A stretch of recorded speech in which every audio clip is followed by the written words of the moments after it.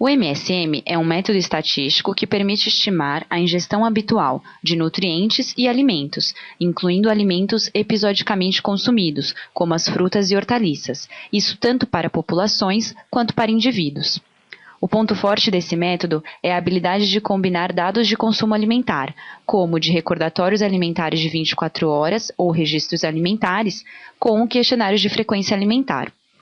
Os dados do QFA são utilizados para distinguir a proporção de consumidores habituais e não consumidores.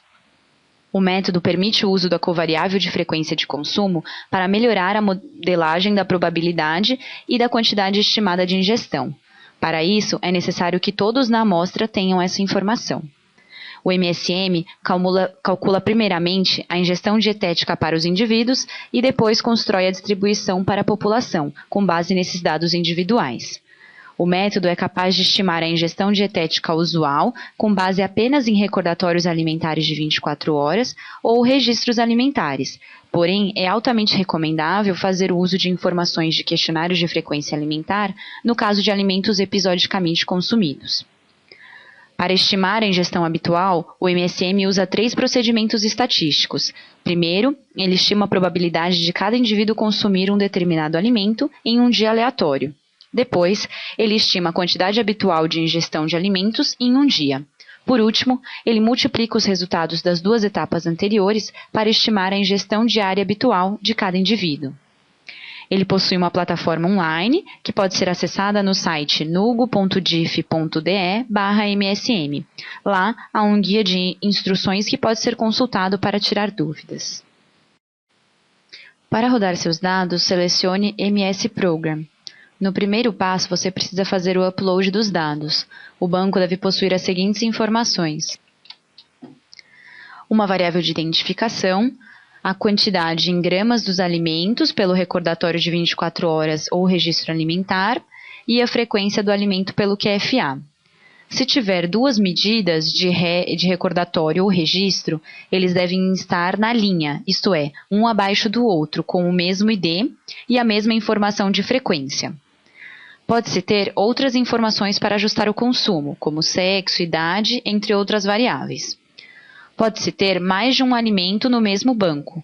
Para isso, deve-se ter uma variável identificando qual o alimento, por exemplo, a variável alimento. Tem que ter novamente os dados do recordatório e do QFA para cada um dos indivíduos. Uma das formas que o banco pode ser salvo é .csv, separado por vírgula.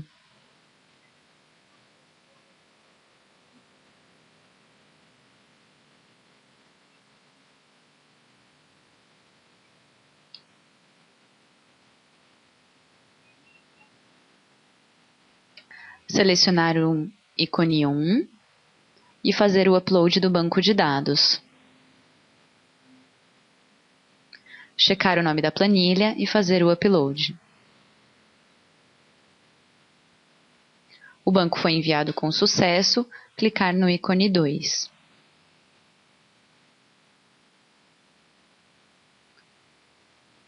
Checar o nome da planilha. Colocar a variável de identificação do indivíduo, no caso num quest. Se houver mais de um grupo de alimentos, selecionar essa variável, essa opção, e colocar a variável do grupo de alimento, no caso, alimento. Especificar a variável resposta, que seria gramas, e colocar as covariáveis do modelo.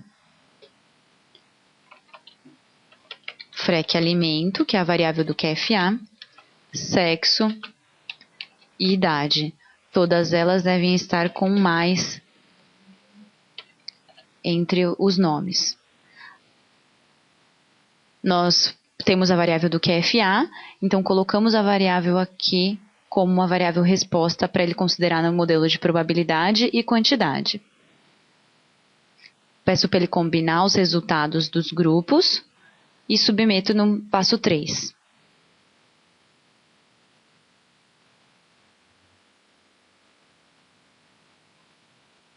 Como output, ele fornece um gráfico para cada alimento, sendo que nesse gráfico a linha preta pontilhada é a distribuição da média de consumo em gramas do alimento 1 apenas pelos consumidores de alimento. Já a linha preta contínua é a distribuição da ingestão habitual em gramas do alimento 1 apenas pelos consumidores de alimento também. Já a linha pontilhada vermelha é a distribuição da média de consumo em gramas do alimento 1 por todos os indivíduos da amostra, inclusive os que não consumiram esse alimento. A linha vermelha contínua é a distribuição da ingestão habitual em gramas do alimento 1 para todos os indivíduos da amostra, ou seja, é a nossa distribuição ajustada. Destaca-se que esse é apenas um gráfico ilustrativo. O programa também apresenta outras 3 saídas. A primeira delas é o predito da distribuição da ingestão habitual, individual. O banco é aberto num bloco de notas, deve selecionar, copiar e colar numa planilha de Excel.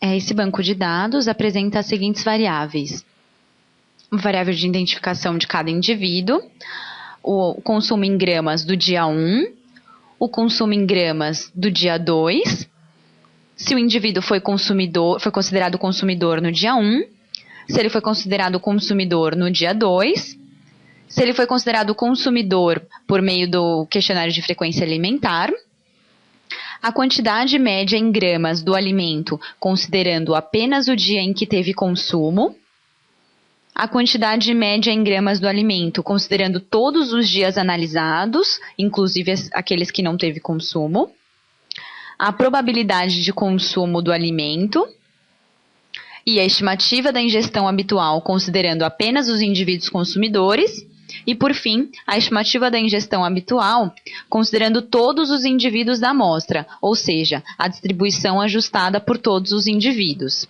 E a última variável é a identificação dos alimentos.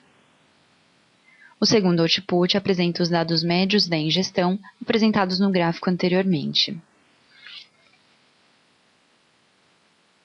Deve-se copiar os dados do bloco de notas, selecionar, copiar e colar numa planilha de Excel. Ele separa os resultados por grupo de alimento e na primeira linha representa a distribuição da média de consumo em gramas do alimento 1 apenas pelos consumidores de alimento. A seguinte é a distribuição da ingestão habitual em gramas do alimento 1 apenas pelos consumidores de alimento. A seguinte é a distribuição da média de consumo em gramas do alimento 1 por todos os indivíduos da amostra, inclusive os que têm consumo zero. E a última é a distribuição da ingestão habitual em gramas do alimento 1 por todos os indivíduos da amostra, ou seja, é a distribuição ajustada.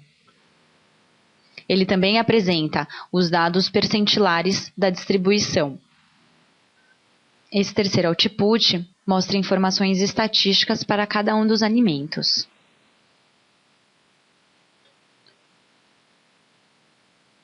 Ele apresenta os coeficientes de regressão para o modelo de quantidade e também apresenta os coeficientes para o modelo de probabilidade. Por fim, apresenta a tabela de média e percentis descrita no segundo output.